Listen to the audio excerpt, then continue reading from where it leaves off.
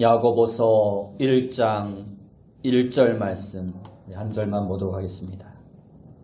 신약성경 371페이지 신약성경 371페이지 야고보서 1장 1절 말씀입니다. 제가 봉독해 드리겠습니다. 하나님과 주 예수 그리스도의 종 야고보는 흩어져 있는 12지파에게 문안하노라. 아멘. 우리 옆에 분들과 인사합시다. 만나서 반갑습니다. 다시 한번 인사합시다. 오늘도 큰 은혜 받읍시다. 오늘 우리가 읽은 말씀을 통해서 예수 그리스도의 종, 예수 그리스도의 종이라는 제목으로 함께 은혜의 말씀을 나누길 원합니다. 세계적으로 유명한 D.L. 무디 목사님은 생전에 이러한 말을 하였습니다. 한 사람의 인생을 평가할 때 그가 인생을 살면서 얼마나 많은 종을 거느리고 살았느냐 하는 것은 결코 중요한 것이 아니다. 정말로 중요한 것은 그가 얼마나 많은 사람들에게 종노릇을 했느냐 하는 것이다 하고 말을 했습니다. 그렇습니다. 우리가 사랑으로 서로 종노릇을 할 때 우리는 예수 그리스도 안에 있는 참된 자유를 누릴 수 있는 것입니다. 여러분, 우리가 누구에게 종노릇을 해야 합니까? 예수님을 사랑하고 예수님이 사랑하는 모든 사람들을 사랑하는 것이 바로 진정으로 섬기는 종의 참된 모습인 것입니다. 일반적으로 종이 되었다고 하는 것은 수직적인 관계, 즉 상하 관계를 의미합니다. 하지만 성경에서 강조하고 있는 종의 의미는 이러한 상하 관계가 아니라 수평적인 관계, 즉 평등한 관계를 더욱더 강조하고 있습니다. 예를 들어 너희는 서로 사랑으로 종노릇하라는 말씀이 바로 그것입니다. 이처럼 성경이 거듭 강조하고 있는 것은 서로가 서로에게 평등한 위치에서 종노릇하라는 것입니다. 우리가 예수님을 사랑한다고 하는 것은 예수님이 사랑하는 사람들을 나도 사랑하는 것이고, 예수님을 섬긴다고 하는 것은 예수님이 사랑하는 사람들을 아끼고 사랑하셨듯이 우리도 그들을 아끼고 섬기며 그들을 위해 헌신하는 것을 말씀하는 것입니다. 만약 이처럼 우리가 서로 섬길 수 있다면, 서로가 서로에게 복종할 수 있다면, 서로가 서로에게 종노릇할 수 있다면 우리의 관계는 더욱더 풍성해지고 더욱더 만족스럽고 더욱더 아름다워질 것입니다. 우리가 사랑한다면 섬길 수 있어야 하고, 사랑한다면 얼마든지 종노릇할 수 있어야 합니다. 오늘날 인간관계가 파괴되어가는 이유는 서로가 서로에게 종노릇하려고 하는 것이 아니라 서로가 주인 노릇하려고, 상전이 되려고 하기 때문인 것입니다. 서로 다스리고 서로 잡아먹으려고 애를 쓰기 때문에 결국에는 함께 망하고 마는 것입니다. 이것이 오늘날 세상의 모습이기도 하지만 또한 교회의 가장 큰 문제이기도 한 것입니다. 그래서 성경 갈라디아서 5장 15절 말씀에서도 만일 서로 물고 먹으면 피차 멸망할까 조심하라 하고 말씀하고 있는 것입니다. 그렇다면 오늘 우리가 누구의 종노릇을 해야 할까요? 우리는 이제 죄의 종이 아니라 의의 종이 된 자들입니다. 사단의 종이 아니라 하나님의 종이 되었습니다. 물론 주님이 우리에게 종이 되라고 강요하신 적은 한 번도 없습니다. 하지만 우리에게 참된 자유를 주신 주님께 너무나도 감사하기 때문에 우리는 스스로 자신을 주님께 드리는 종이 된 것입니다. 다시 말해서 우리는 억지로 종이 된 것이 아니라 스스로 원해서 종이 된 것이고, 부자유스러운 종이 아니라 참된 자유를 누리는 종이 된 것입니다. 한마디로 예수님의 사랑에 완전히 붙들린 종이 된 것입니다. 흔히 이제 갓 결혼한 신랑 신부의 사랑을 애틋한 사랑이라고 말을 합니다. 이것은 금방 보고도 또 보고 싶어지는 사랑입니다. 그리고 중년기의 사랑은 측은한 사랑이라고 말을 합니다. 이것은 왠지 측은하고 왠지 불쌍하게 보이는 그러한 사랑을 말합니다. 그리고 노년기의 사랑은 소가 닭을 쳐다보듯이 하는 사랑이라고 말을 합니다. 그렇다면 지금 여러분의 사랑은 어디쯤에 머물러 있습니까? 남편에 대한 사랑, 아내에 대한 사랑, 특히 주님에 대한 사랑이 어디에 속해 있는 것 같습니까? 우리는 항상 이제 갓 결혼한 새 신랑 새 신부와 같은 사랑에 머물러 있어야 합니다. 그래서 예수님은 에베소 교회에 대해서 이렇게 말씀하고 있습니다. 처음 사랑을 회복하라. 이 말씀은 오늘 우리에게 주시는 말씀이기도 한 것입니다. 이처럼 사랑하는 사람은 서로에게 기쁨으로 종이 되어줍니다. 그래도 마냥 기쁘고 즐거운 것입니다. 발을 씻겨 주어도 자존심이 상하지 않습니다. 밥을 해주고 빨래를 해줘도 마냥 행복하고 즐겁기만 합니다. 왜 그렇습니까? 그 이유는 사랑하기 때문입니다. 사실 종이라고 하는 단어는 어쩌면 가장 비참하고 가장 수치스러운 단어입니다. 오늘 우리는 종이라는 단어를 글로만 혹은 옛날 영화나 매스컴을 통해서만 알고 있기 때문에 종이라는 것이 어떠한 것인지 잘 피부로 와닿지 않습니다. 그러나 오늘 이 성경이 쓰여지고 있는 이 시대에는 실제 종이 만연해 있던 그러한 시대였습니다. 이러한 비참한 단어를 성경은 가장 아름답고 가장 영광스러운 단어로 바꾸어 놓고 있습니다. 빌립보서 2장 6절과 7절 말씀에 보면 그는 근본 하나님의 본체시나 하나님과 동등됨을 취할 것으로 여기지 아니하시고 오히려 자기를 비워 종의 형체를 가지사 사람들과 같이 되셨고라고 말씀하고 있습니다. 우리에게 영원토록 찬양과 존귀와 영광을 받으시기에 합당하신 그분이 친히 이 땅에 오셔서 종이 되셨다면 오늘 우리가 종이 되질 못할 이유는 하나도 없는 것입니다. 우리는 항상 언제나 어디에서나 더욱더 섬기고 더욱더 사랑하겠습니다. 이렇게 고백할 수 있어야 합니다. 우리가 모든 일을 사랑하는 마음으로 하지 않으면 우리는 결국 노예와 같은 삶을 살아가게 되는 것입니다.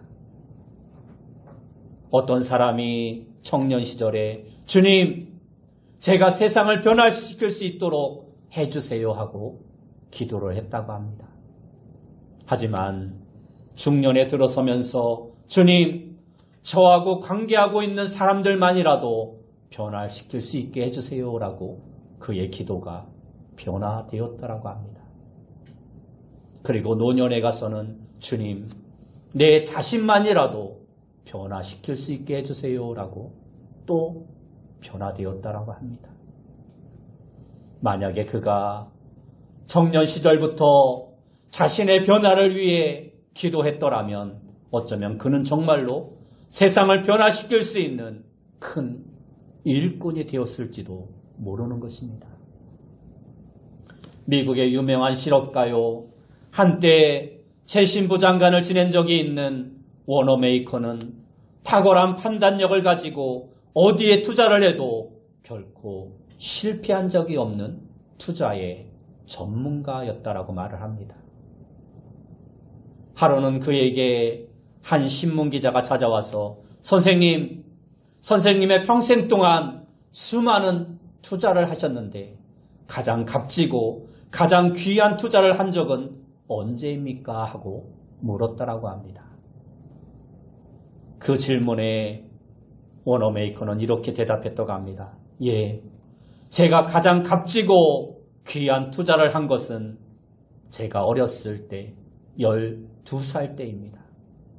그때 제가 $2 50센트를 주고 성경책 하나를 샀습니다. 그것이 저에게 있어서는 가장 값진 투자였습니다. 그리고 그 말씀이 바로 오늘의 저를 있게 했습니다. 라고 대답했다고 합니다. 워너메이커의 삶은 성경책을 읽으면 그 말씀 그대로 살고 말씀을 배우면 그 배운 말씀대로 실천하는 삶을 살았던 것입니다. 오늘날 한국교회의 가장 심각한 문제점을 말할 때 많은 사람들이 듣고 배우고 아는 것은 많은데 그것을 삶에 적용하는 부분에 있어서 너무 부족하다라고 비판을 많이 합니다. 믿는 만큼 행동이 따라주지 않는 생활, 즉 행함이 없는 믿음 생활이 오늘날 한국교회의 가장 큰 문제점이라는 것입니다. 야고보서의 말씀은 바로 이러한 생활에 대해서 많이 강조하고 있는 말씀입니다. 우리의 생활을 다시 회복시켜주는 말씀이 바로 야고보서의 말씀입니다. 우리가 음식을 먹은 다음에 양치질을 함으로 이를 깨끗하게 하는 것처럼 더러운 옷을 세탁기에 넣고 돌리면 때가 깨끗하게 빠져서 새 옷처럼 되는 것처럼 우리의 삶에 있어서도 더러운 부분이 있으면 말씀을 통해 깨끗하게 될 수 있다는 사실을 야고보서 사도는 우리에게 말씀해주고 있습니다. 이처럼 하나님의 말씀에는 우리를 새롭게 해주는 능력이 있습니다. 성도의 삶은 항상 정직하고 아름다워야 합니다. 이것은 성도들에게는 기쁨이고 더 나아가 자랑의 면류관입니다. 그러나 우리 안에는 거짓과 죄와 더러운 것들이 아직도 많이 남아 있습니다. 그럴지라도 바닷속에 있는 진주도 계속해서 갈고 닦아야 더 빛나는 보석이 되는 것처럼 오늘 저와 여러분의 삶도 말씀을 통해 계속 갈고 닦으면 진주처럼 빛나는 성도가 될 수 있는 것입니다. 오늘 본문 1절의 말씀을 보면 하나님과 주 예수 그리스도의 종 야고보는 흩어져 있는 12지파에게 문안하노라 하고 말씀하고 있습니다. 이러한 내용들은 주로 편지의 가장 첫 부분에 쓰여지는 인사말입니다. 야고보 사도는 가장 먼저 하나님과 주 예수 그리스도의 종 야고보는이라고 자신의 신분을 이야기하고 있습니다. 성경에 보면 야고보라는 이름이 많이 나옵니다. 세베대의 아들이요 요한의 형제인 야고보가 있고 알페오의 아들 야고보도 있고 또 유다의 아버지 야고보도 있습니다. 그리고 또한 예수님의 형제인 예수님의 동생인 야고보가 있습니다. 오늘 본문에 나오는 야고보는 예수님의 12제자 그 야고보 사도가 아니었습니다. 그 야고보는 이미 헤롯 왕의 칼에 의해서 순교를 당했습니다. 오늘 본문에 나오는 야고보는 예수님의 친동생인 야고보입니다. 야고보는 예수님께서 십자가에 달려 죽으시기 전까지는 예수님을 메시아로 인정하지 않았습니다. 믿지 않았습니다. 십자가에 달려 죽으시고 부활하신 후에야 비로소 예수님이 메시아라는 것을 믿게 되었습니다. 그런데 그러한 야고보가 자신을 소개할 때 예수의 동생 야고보라고 말하지 않고 예수 그리스도의 종 야고보라고 자신을 말씀하고 있는 것입니다. 여기서 종은 노예라는 뜻입니다. 유다서의 저자인 유다도 마찬가지로 예수님의 친동생입니다. 그런데 그도 역시 유다서 1절 말씀에 보면 예수 그리스도의 종이요 야고보의 형제인 유다라고 자신을 소개하고 있습니다. 이들이 왜 자신을 예수님의 동생이라고 말하지 않고 예수님의 종이라고 표현을 하고 있을까요? 이것은 야고보가 성령을 받고 난 다음에 고백한 내용입니다. 아마 옛날에는 예수님을 형하고 따라다녔을 것입니다. 하지만 그가 성령을 받고 나서 하나님의 은혜로 말미암아 영적인 눈이 열리게 되자 영안이 밝아져서 예수님이 단순한 인간이 아니라 하나님의 아들이심을 깨닫게 된 것입니다. 그렇습니다. 예수님은 하나님이셨습니다. 구세주였습니다. 야고보는 이것을 분명하게 알게 된 것입니다. 자신은 초라한 피조물에 불과하고 십자가로 구원을 받게 된 자이지만 예수님은 창조주요 우주 만물의 주인이요 하나님의 참 아들이심을 깨닫게 된 것입니다. 그래서 이제는 단순한 혈연관계를 초월해서 영적인 관계 속에서 자신을 예수님의 종으로 표현하고 있는 것입니다. 아마 야고보가 자신을 가리켜서 예수의 동생 야고보라고 기록했다 할지라도 그것을 따지거나 욕할 사람은 아무도 없었을 것입니다. 왜냐하면 그것도 사실이기 때문입니다. 솔직하게 누가 자신을 종이라고 표현을 하고 싶겠습니까? 노예라고 쓰고 싶겠습니까? 할 수만 있으면 나를 좀 더 좋게 표현하고 좀 더 높이고 싶고 어떻게 해서라도 많은 사람들에게 인정을 받고 싶어 하는 것이 사람들의 습성입니다. 그러나 야고보가 자신을 이처럼 종이라고 해서 노예라고 표현하고 있다고 해서 그가 더욱더 낮아졌습니까? 절대 그렇지 않습니다. 오히려 그는 갈라디아서에 나오는 말씀처럼 교회에 꼭 필요한 기둥과 같은 인물이 되었습니다. 사도행전 15장에 보면 예루살렘 교회에서 총회를 할 때 우리가 잘 아는 예수님의 수제자인 베드로가 대표자가 아니라 바로 이 야고보가 당시 예루살렘 교회의 대표자로 있었습니다. 여기서 우리가 분명하게 깨닫게 되는 교훈은 혈연관계도 중요하지만 그보다 더 중요한 것이 바로 영적인 관계라는 것입니다.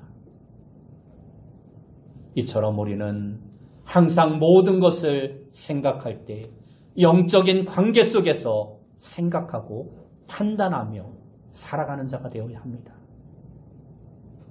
민수기 12장에 보면 모세가 이방 여인인 구스 여자를 아내로 취하니까 미리암이 누나로서 동생인 모세를 비방했다라고 말씀하고 있습니다. 우리가 인간적인 면에서 보면 아무것도 문제될 것이 하나도 없습니다. 누나가 자기 동생의 잘못을 책망한다는데 이것이 무슨 문제가 되겠습니까? 하지만 좀 더 깊이 영적인 관점에서 생각해 보면 이스라엘 백성의 지도자인 모세가 노나에게 책망을 들을 정도라면 그의 리더십에 문제가 발생할 수밖에 없는 것입니다. 그래서 하나님은 모세를 문둥병에, 미리암을 문둥병에 걸리게 하십니다. 그런데 모세의 형 아론을 보십시오. 아론은 모세의 형이었지만 동생 모세에게 뭐라고 말을 합니까? 내 주여, 우리가 미련하여 죄를 지었나이다. 우리의 미련한 죄를 우리에게 돌리지 마시고 우리를 용서하소서라고 말을 합니다. 동생에게 용서를 비는 것입니다. 그것도 내 주여라고 말하면서 빌고 있는 것입니다. 아론은 혈연 관계를 떠나서 영적인 관계 속에서 모든 것을 생각했던 것입니다. 모세가 비록 자기의 동생이지만 내 주여라고 부르면서 하나님의 긍휼하심을 구했기 때문에 노이 미리암의 문둥병도 치료가 되고 자신도 하나님 앞에 인정받는 사람이 될 수 있었던 것입니다. 이스라엘의 초대 왕인 사울도 마찬가지입니다. 사울이 제사장들을 영적인 눈으로 보지 못하니까 결국 어떻게 했습니까? 제사장들이 그를 자꾸 책망하고 나무라자 제사장들을 다 죽입니다. 그리고 자기가 제사를 지냅니다. 이러한 교만한 사울왕을 하나님께서는 결국 폐위하시고 사울왕과 그의 자녀들을 한날 한 장소에서 다 죽게 만듭니다. 그런데 반대로 다윗왕은 자신을 책망하는 선지자들을 항상 영적인 눈으로 바라보았습니다. 자기가 왕입니다. 절대 권력을 가진 자입니다. 그러나 그는 선지자들이 그를 책망할 때마다 하나님 앞에 엎드려 회개하였습니다. 부끄러운 것을 이야기하며 그를 꾸짖는 선지자 앞에서 그는 철저하게 눈물로 회개하였습니다. 선지자 갓이 여부스 사람 아라우나의 타작마당에 가서 예배를 드리라 할 때 모든 일을 다 제쳐놓고 먼저 하나님 앞에 예배를 드렸습니다. 오늘 저와 여러분도 야고보처럼 그리고 아론처럼 다윗처럼 항상 모든 일을 영적인 관계 속에서 바라보고 생각할 수 있어야 합니다. 비엔나의 한 유명한 박물관에 진귀한 작품이 하나 걸려 있습니다. 그것은 루벤이 그린 걸작품인데 암브로시우스 감독과 그의 앞에 무릎을 꿇고 엎드린 로마 데오도시우스 황제의 모습을 그린 그림입니다. 주 390년에 데오도시우스 황제가 데살로니가의 시민 1500명을 학살합니다.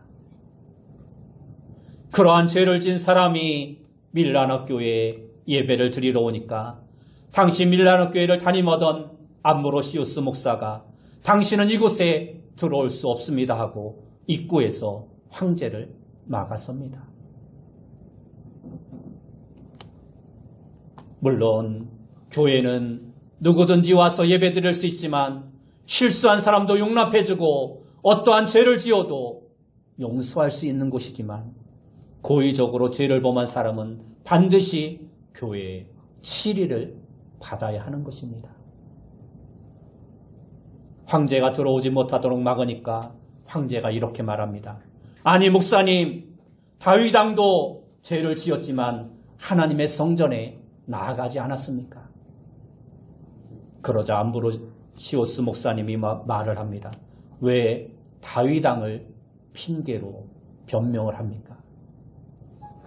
다윗 왕을 핑계로 변명을 한다면 황제도 다윗 왕처럼 다윗 왕의 회개를 본받으시기 바랍니다. 다윗 왕은 철저하게 하나님 앞에 회개하는 삶을 살았습니다.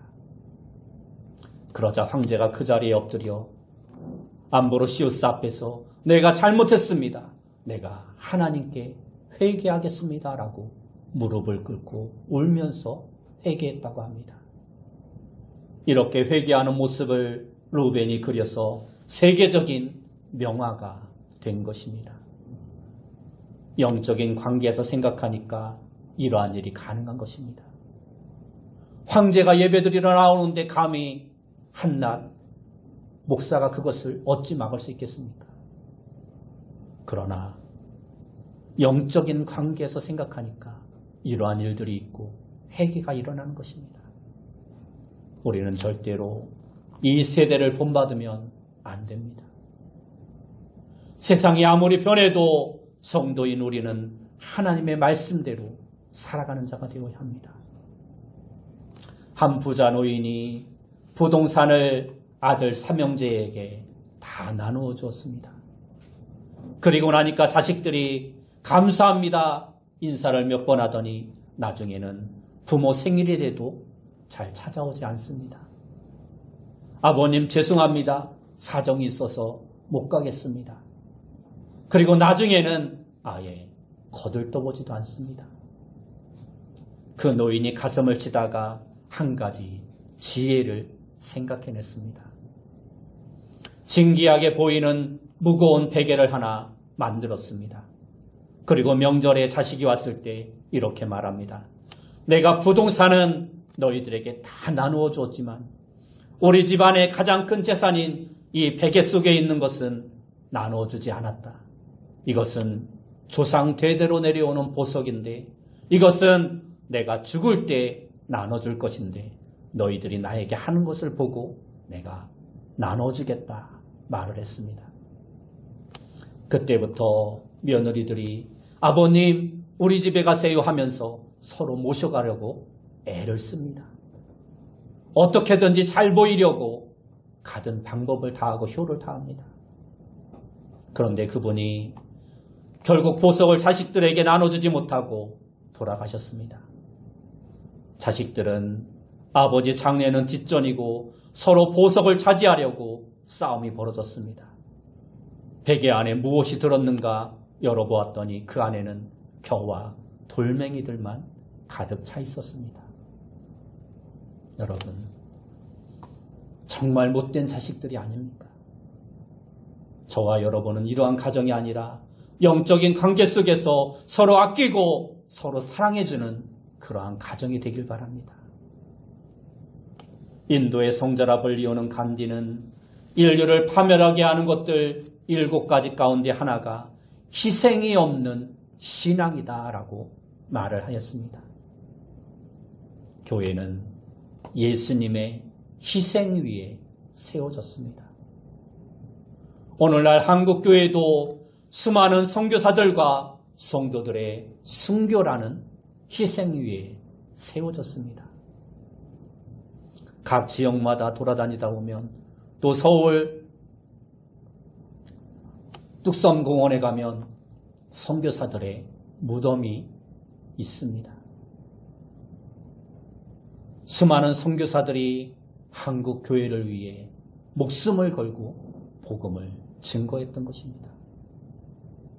하지만 지금 우리 한국 교회의 모습은 희생이 없는 신앙으로 점점 비대해져만 가고 있습니다.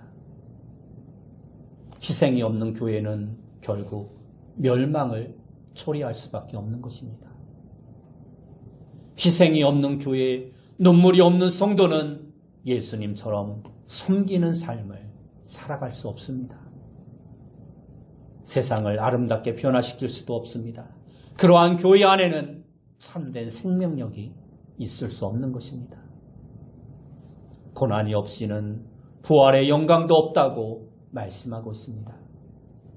사람을 기쁘게 하기 위해서 눈가림만 하지 말고 누가 봐도 인정받을 수 있는 참된 신앙생활을 우리는 행하는 자가 되어야 합니다. 건강한 교회는 섬김을 받는 사람보다 섬기는 사람이 많고 말만 하고 일하지 않는 성도보다 말없이 충성하는 성도들이 많은 교회입니다. 하나님의 일은 절대로 사랑이 없으면 행할 수 없는 것입니다. 교회를 위해서 수고와 희생을 아끼지 않는 사람이 교회를 정말로 사랑하는 사람입니다. 예수님께서는 우리를 위해서 십자가를 지셨습니다. 그렇다면 오늘 우리도 예수님을 위해서 기꺼이 고난을 감당하고 예수님의 나눈 고난을 우리의 삶 가운데 채워가는 충성스러운 일꾼이 되어야 하는 것입니다. 교회는 사람이 원하는 일꾼이 아니라 하나님이 원하시는 일꾼들이 세워져야 합니다. 교회의 부족한 부분들을 채워줄 수 있는 일꾼들이 많이 세워져야 합니다. 오늘 우리도 야고보처럼 모두가 다 예수님의 종입니다. 종은 월급이 없습니다. 오직 순종만 있을 뿐입니다. 하나님의 자녀들은 인간관계도 잘 해야 되지만 모든 것을 영적인 관계에서 생각하고 영적인 관계 속에서 살아가야 합니다. 우리가 그렇게 애쓰고 그렇게 살려고 노력하면 하나님께서는 그러한 우리를 귀하게 여겨주시고 우리를 사랑해 주시고 더욱더 존귀하게 해주시고 우리에게 복의 복을 더하여 주실 것입니다. 여러분 모두가 오늘 말씀처럼 그리스도의 종이 되어 말씀대로 살아가고 영적인 관점으로 생각하며 희생의 삶을 통해 하나님의 교회의 귀한 일꾼으로 주님이 주시는 축복 속에 살아가는 귀한 성도님들이 다 되시길 예수님의 이름으로 축원합니다. 기도하겠습니다. 사랑하는 주님, 우리가 상전이 되어 누군가에게 섬김을 받으려 하지 말고 종의 자세를 가지고 서로에게 섬김의 모습을 보이며 참된 헌신과 참된 충성의 모습을 통해서 주님의 교회를 아름답게 세워가며 무엇보다 하나님의 종으로서 이 땅 가운데 우리에게 맡겨진 일들을 충성스럽게 잘 감당하는 그로 말미암아 주님이 주시는 축복 속에 살아갈 수 있는 귀한 영혼들 다 되어줄 수 있도록 인도하여 주옵소서. 예수님의 이름으로 기도드리옵나이다.